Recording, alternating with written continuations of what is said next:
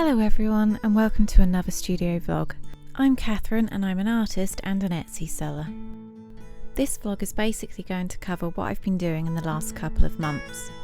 I would do a weekly vlog, but I work 3 days a week as a cleaner, so I often don't get a huge amount done in a week, so there wouldn't be much to share with you.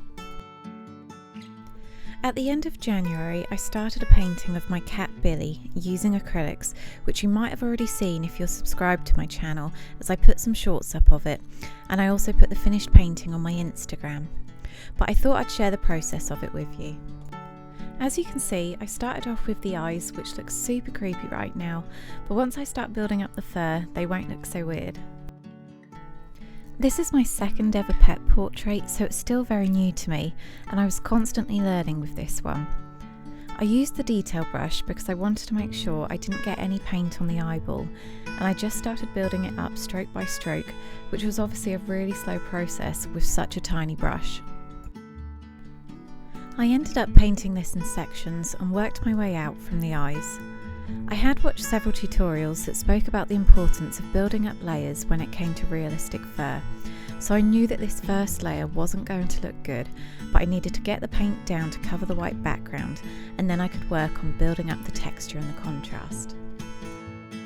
What I should have done here is start using a bigger brush, as I didn't need to be painting the individual hairs this early on, so I should have switched after painting around the eyeball.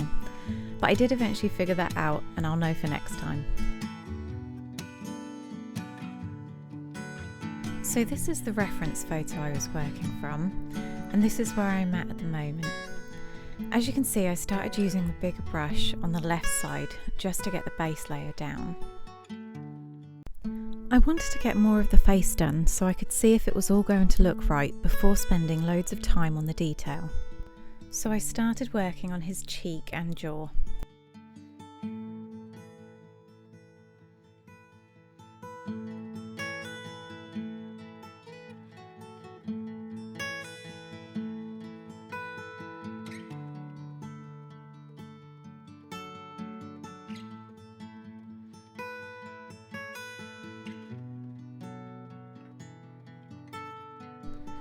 I next added in his nose, so then I could figure out if the mouth was in the right place.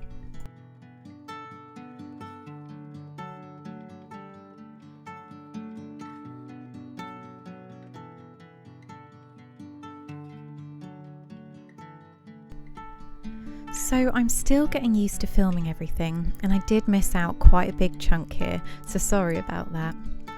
I'm now working on the body and building up the layers. I actually found the body harder to paint than his face because the structure of his body isn't as obvious as it is with his face, which is quite bony, and I wanted to make sure that the body didn't look flat. I ended up going over his body several times because I wasn't happy with the contrast, as I kept losing the darks when I was adding layers. I also did a glaze with very watered down acrylic paint over his body, as he just wasn't the right colour.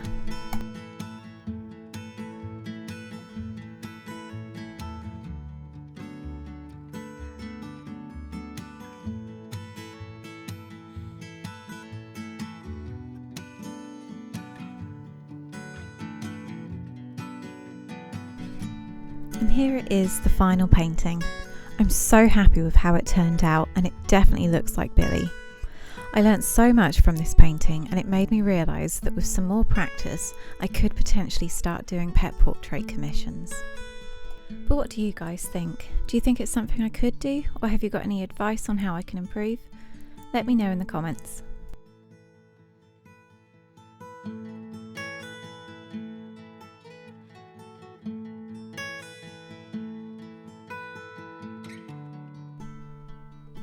I've run out of my thank you note cards, so I've had to make some more. In every Etsy order I get, I put a thank you note card in with a handwritten message to the buyer, as I'm always so grateful that people would spend their money on something I've made. I print them out on 300 GSM card using my Epson ET8550 and cut them out with my craft knife and metal ruler.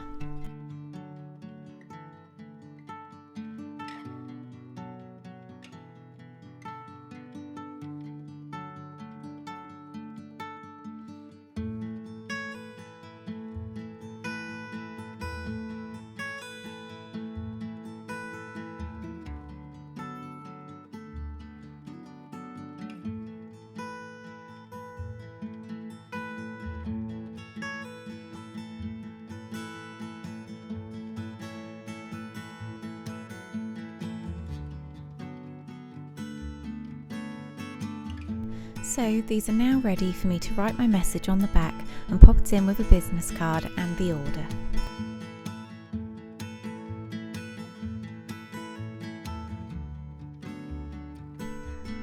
This order is actually for my friend. Him and his partner have been very supportive of my little business, so I'm super grateful for that. This is one of my personalised prints with the name on. I pack these prints with a piece of thick cardboard because the envelopes I have aren't very sturdy and I don't want to risk the print getting damaged in the post. I wrap all of my items up in acid-free tissue paper to give extra protection and to also keep my use of plastic down.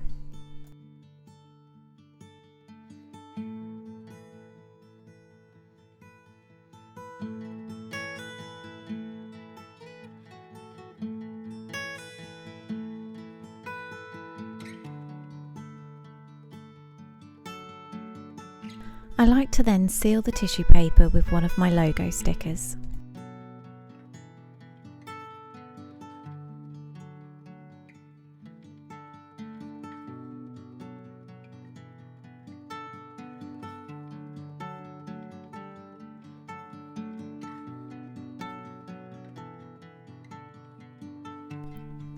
This box here is where I store my business cards and thank you cards.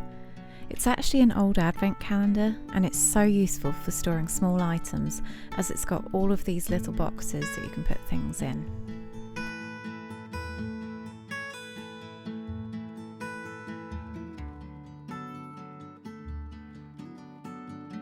So here's one of the thank you cards that I made earlier. I'm not going to put one of the business cards in just because it's my friend and he already follows me on social media.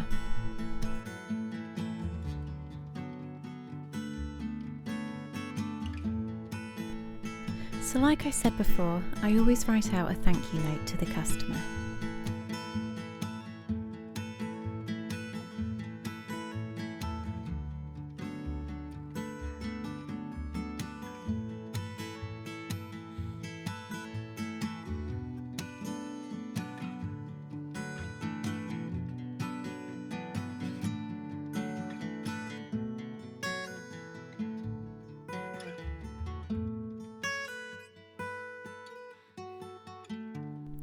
These are the envelopes I use, and as you can see they are very bendy, but the thick cardboard I put with the print is very solid, which will protect it.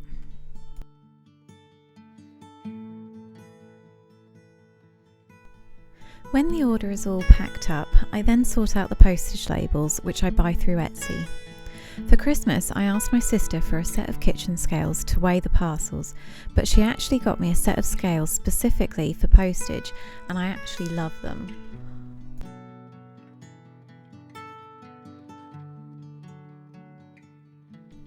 All I have to do then is put the weight and the size into Etsy and select what service I want, and then purchase the label and print it out, and then it's ready to go.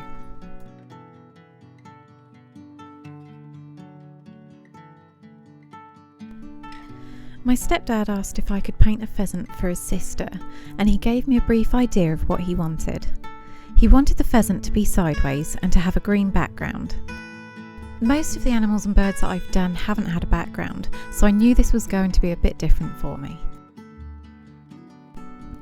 I decided to use tracing paper for this painting because I wanted to make sure I got it accurate as it was for a paid commission. I always used to draw everything out by hand, but I'm such a slow painter and it would take me so long to do, and I figured if I want to start doing pet portraits, then I need to find ways to speed up the process.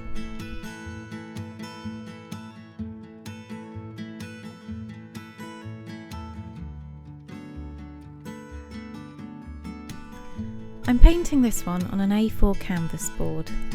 As you can see, I've traced the pheasant onto the board and I'm going to start by getting the background down.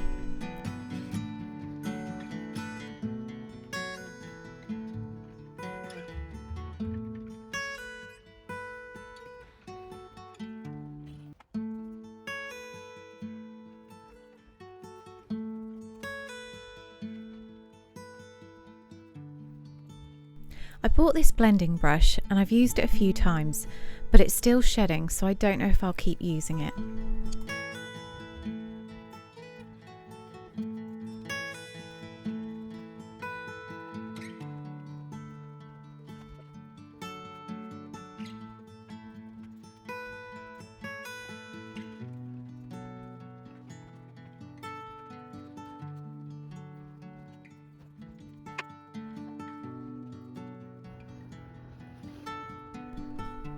I'm now going to start on the pheasant.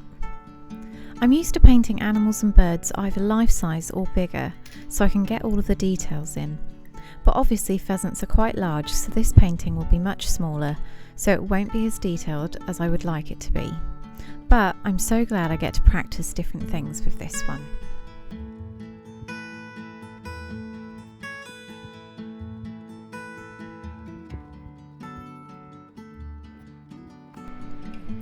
Again, I missed out a whole load of the filming.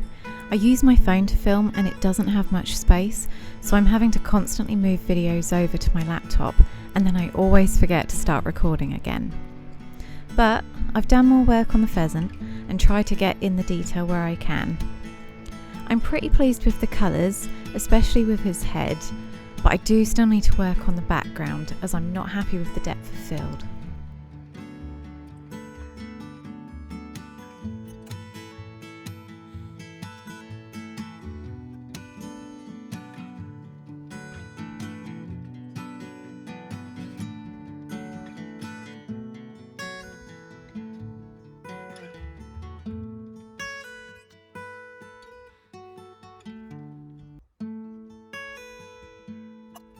As you can see, I've now changed the background.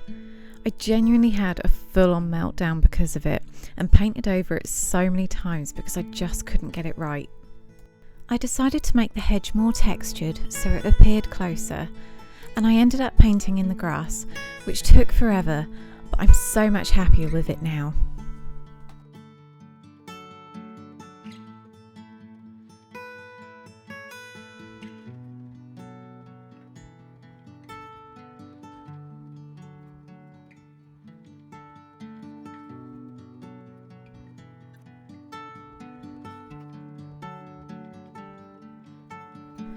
The body and feet are now done, so all that's left to do is the tail.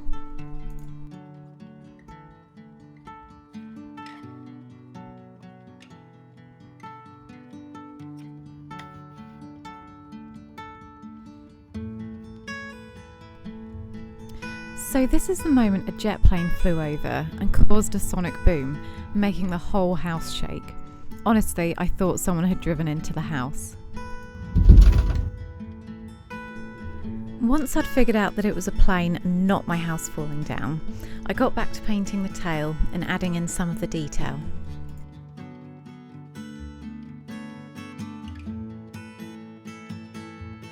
So here is the finished painting. It's definitely different to what I usually do, and to be honest, I do prefer having a clear background, so then the focus is all on the animal. But I'm pleased with how this turned out, and my stepdad is very happy with it, so that's all that matters. Anyway, that's it for this vlog. Thank you so much for watching, and I'll see you next time.